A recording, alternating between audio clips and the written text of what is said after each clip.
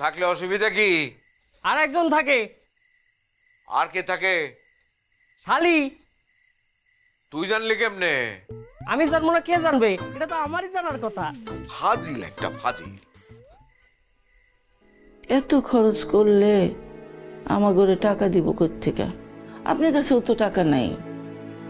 আহা, তুমি এটা নিয়ে এত চিন্তা করতেছো কেন? আমি তো আছি, তুমি নিশ্চিন্ত থাকো। ঘুমাও ঘুমাও, এইটা নিয়ে তোমার এত চিন্তা করণ লাগবো না। আরে আমার ছেলে ব্যবসায় দাঁড়াইতে পারলে 1 মাসে যে ইনকাম করবে সেইটা দিয়া পুরো গ্রাম কিনা ফেলামো। আগে খাইয়া পইরা বাইসালো।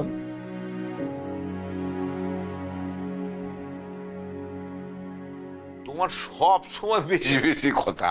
আরে বাদ দাও তো, ঘুমাও ঘুমাও, নিশ্চিন্তে ঘুমাও, চিন্তা করো না। অনেক রাত হয়ে গেছে, ঘুমাও। খাইরুল, ঘুমা। হুম।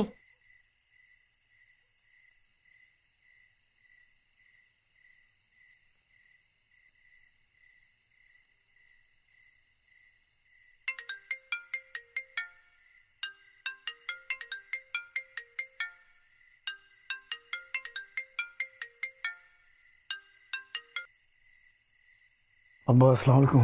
আব্বা এত রাতে ফোন দিছ? ওয়ালাইকুম সালাম। ভালো আছো? মানে সব কথা তো আর তোমার মায়ের সামনে বলা যায় না, সেই জন্যে সে ঘুমানোর পরে তোমারে ফোন দিলাম।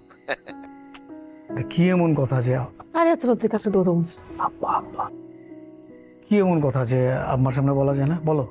আছে না কত রকমের কথা। মানে বিশেষ কথা হলো যে আমাদের অবস্থা তো সবই তুমি জানো, তাই না? তোমারে লেখাপড়া করাইতে গিয়ে তো আমার সর্বস্বই শেষ হয়ে গেছে। এটা তো বাপ মার দায়িত্ব। সন্তান জন্ম দিলে তারে পড়ালেখা করাই দেবো না, মানুষ করাই দেবো না? আমি আমার বাচ্চারা মানুষ করাই দিছি না, পড়ালেখা করে দিছি না? হ্যাঁ, সেটা তো করতেই হবে। আমি তো সেই কথাই বলতেছি যে তোমারে পড়াশোনা করাইতে গিয়া আমার যা ছিল সবই তো শেষ করছি। আমি এক হাতে ইনকাম করছি, তোমার জন্য সমস্ত ক্ষয় খরচ করছি। কোনোদিন তো তোমারে কোনো অভাবে রাখি নাই, যতটুকু সাধ্য ছিল করছি। কিন্তু এখন তো আর আমার কাছে তেমন কিছুই নাই। একটা বাড়ি আছে, বাড়িটা বন্ধক দিয়ে যে টাকা পাইছি সেটাও তুমি তোমার ব্যবসার কাজে নিয়ে গেছো, তাই না? রাখতে তো হইব। কি করবা? তোমার অ্যাবিলিটি নাই? ফাইজার স্কুলের বেতন 1 লাখ টাকা। 1 লাখ টাকা তো আমি দিই, ও কি জানে কোথেকে দিই? কিছু এত জোরে কথা বলতেছো কেন? এত কথা কি? উফ, তো কিছু করার নাই, শুধু দিতে হবে। না না, সেটাই তো বলতেছি। খবরদার, কোনোভাবেই ভাইজার পড়াশোনার কোনো ক্ষতি করা যাবে না টাকার জন্যে। জি আব্বা, দোয়া করো। এখন ঘুমাও, এত রাতে ঘুমাও, শরীর খারাপ করবে। শোনো শোনো, আরেকটা কথা আছে। এই যে মেম্বারে তো ভীষণ তাগাদা করা শুরু করছে, কোনোভাবেই তো তারে কিছুই বুঝাইতে পারতেছি না। এখন ওই যে বন্ধকের কিস্তির টাকার জন্য তো সে অনবরত তাগাদা করতেছে। আবার তুমি তুমি জানো না আমার অবস্থাটা কি? আমি আমি সারাটা দিন আমি পরিশ্রম করে আমি টায়ার্ড হয়েছি, আমি ঘুমাবো। এর ভিতরে তুমি তুমি নিজেও আমাকে প্যারা দিতেছো, আমিও প্যারা পাইতেছি। এটা ডিস্টার্ব লাগতেছে। তুমি রাখো তো বাবা, পরে কথা হবে না। শহীদ, শহীদ, কয়টা বাজে? হ্যাঁ, মানে কয়টা বাজে? ঠিক আছে, ওই যে ফোন সাইলেন্ট করো। শুট। এই সিটে পারো। ওটা কই?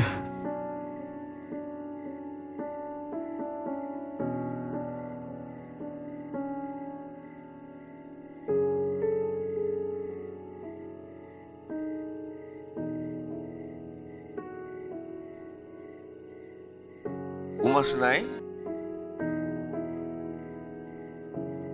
ও,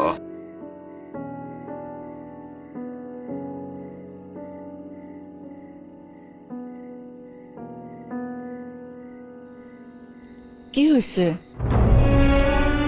না কিছু না। শহীদ ফোনে কথা বললো, এত রাইতে ঘুমাই নেই দেখে বকা জকা করলো। আর কি, তাই না রে খাইরুল?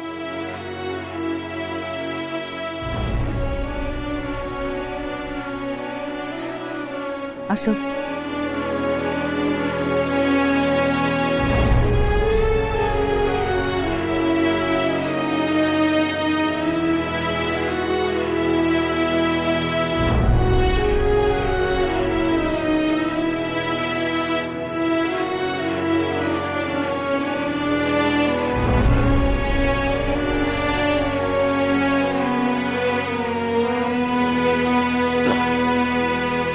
মেম্বার তো কোনো কথাই শুনতে চাইতেছে না, কি করি কত খাইরুল?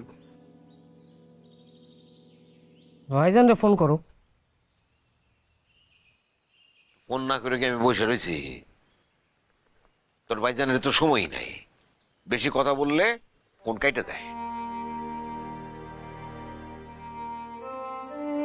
তাইলে এক কাজ করো, চলো আমরা এর বাসায় যেয়ে হাজির হই। বাসা চেনো না? বাসা চিনি, কিন্তু হঠাৎ করে তার বাসায় গিয়া হাজির হবো, এটা কেমন কথা? এছাড়া তো আর কোনো উপায় দেখি না।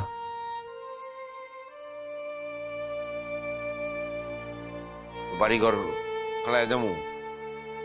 মেম্বারের চাবি দিয়ে যাবো, ঢাকার থেকে টাকা নিয়ে আইসা টাকা দিয়ে আবার বাড়ি বুঝে নেব। তোর মারে কি করবো? মারে কমু যে ভাইজান আমাকে ঢাকায় যেতে কইছে সবাই। সবাই যাবো নাকি তুই থাকবি? আমি একা থাকবো নাকি? পাগল নাকি না?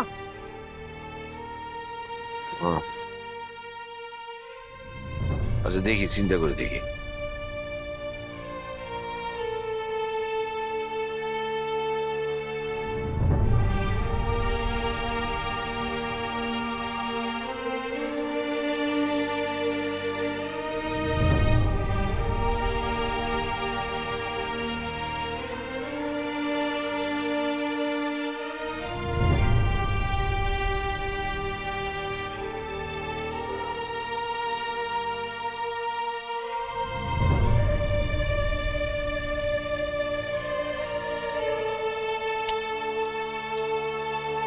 চলো।